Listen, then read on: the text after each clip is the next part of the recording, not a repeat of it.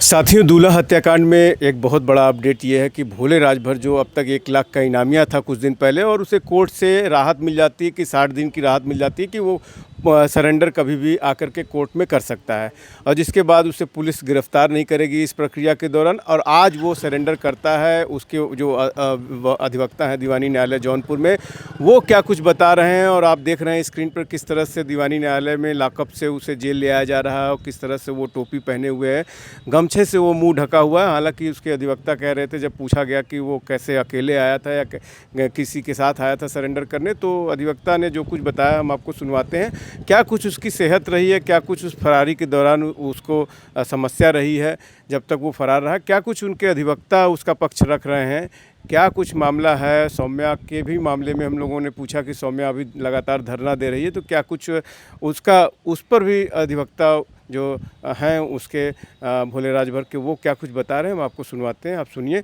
लेकिन पहले देखिए कि भोले राजभर किस तरह से ये जो पुलिस वैन है वहाँ से जो है जेल जा रहा है, और टोपी पहने हुए है और गमछा लगाए हुए, किस तरह से वो कितनी तत्परता से, कितनी फुर्ती से वो जा रहा है। कचहरी में बड़ी गहमागहमी है, क्या मामला है ये?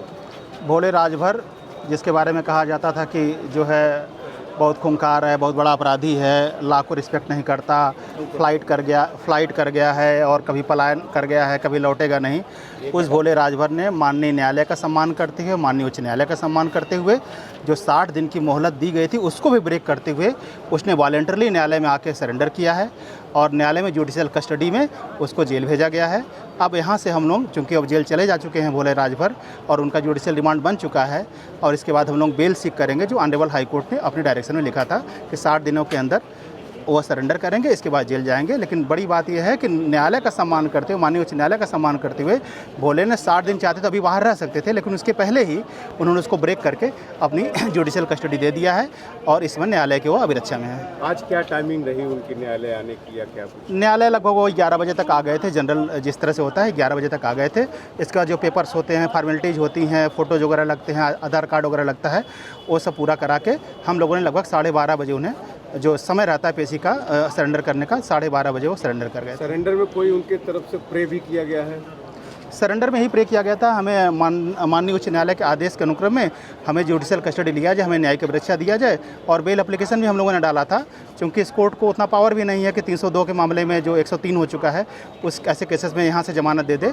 तो ऑनरेबल कोर्ट ने, लोअर कोर्ट ने, CJM कोर्ट ने उनकी जमानत को खारिज कर दिया। अब इसके बाद हम लोग सेशन कोर्ट में बेल मूव करेंगे। अब आगे जो 1 लाख का इनामिया इन्हें पुलिस घोषित की थी, क्या वो कायम रहेगा या खत्म हो जाएगा?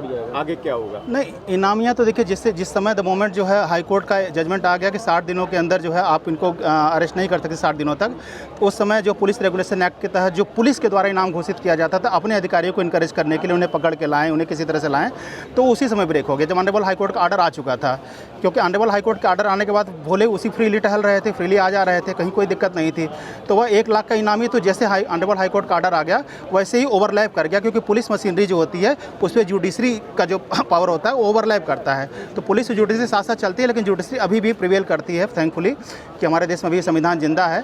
तो वह पुलिस रेगुलेशन एक्ट के तहत जो 1 लाख का इनाम जो है यहाँ से लेके फिर फॉरवर्ड होकर फिर ADGP महोदय के माध्यम से वो फॉरवर्ड हुआ था 1 लाख का, वह तो उसी समय ब्रेक हो गया था। तो अब तो उसका एग्जिस्टेंस का कोई सवाल ही नहीं है। अब लगातार सौम्या जो है वो अभी धरना दे रही है, और इधर ये सरेंडर हो जाता है।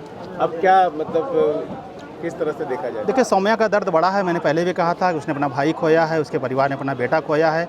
अब वो उनका स्टेज प्रोटेस्ट जो है वो किस कारण से है, अब उनको तो भोले के लिए तो बिल्कुल ही नहीं करना चाहिए था। और बीच में उनके स्टेटमेंट आप लोगों के माध्यम से मुझे सुनने में आया कि उसने भी कहा है कि हम न्यायालय के माध्यम से अपना जस्टिस सीख करेंगे।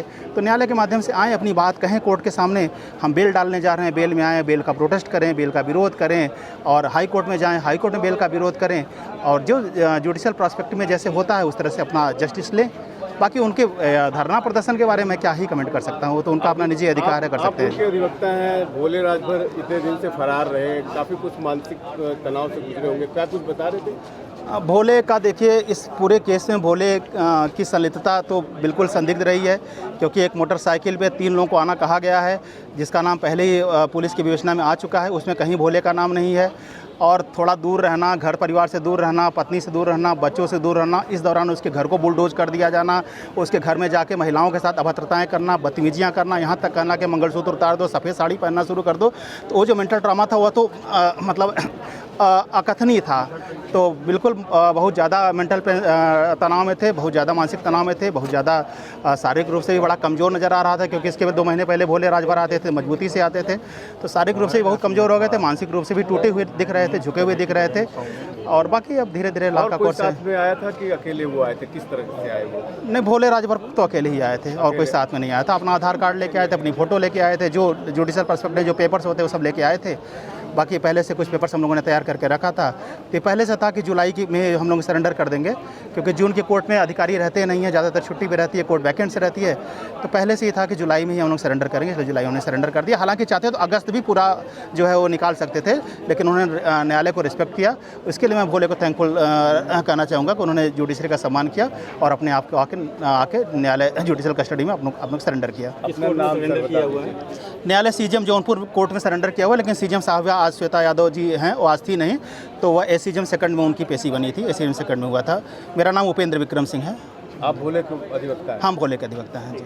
ठीक से यही समझ में आ गया, जो सरकार का जो नियम था वो नियम पे हम लोग चल रहे थे। हम लोग का जो मानसिकता था वो मानसिकता मतलब सही नहीं था हमारे लिए। हमें भी पहले न्यायालय में देखना चाहिए था। मेन बात है, हमारे भी घर में कोई वकील वगैरह होता, कुछ ऐसा पढ़े लिखे लोग होते तो हमें बताते हैं। जो हमको लग रहा था वो हम कर रहे थे। अब हमें भी लग रहा है कि भाई हमको भी न्यायालय में जाना चाहिए, अब हम भी न्यायालय में जाएंगे। तो जैसे कल ये आदेश आ गया, हाई कोर्ट का आदेश आ गया, और एक अरे सर, आप खुद जानिए कि कभी भी कहीं भी आप देखे होंगे 302 में कभी किसी के ऊपर ये चीज़ नहीं लगा था, लेकिन यहाँ पे ये 60 दिन का उनको मोहलत जो दिया गया है, ये पहली बार हुआ है।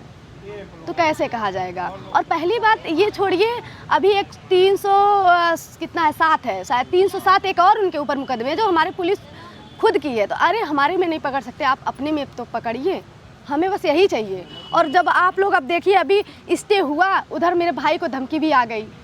कौन से भाई को धमकी? रितेश, जो हमारे साथ हमेशा खड़ा रहता है, बोलता रहता है। देखिए हम आपको दिखाते हैं। अब हम बताइए, हमारी जान तो ऐसे ही देखिए यहाँ पे है, ऐसे मतलब लिखे हैं कि जल्द ही तुम्हारी भी बारी आएगी, माहौल शांत होने दो। अच्छा, अब जो सीन लग रहा है, जिसकी मांग को लेकर के तुम यहाँ बैठी थी, उसको तो 60 दिन की मोहलत दे दी गई।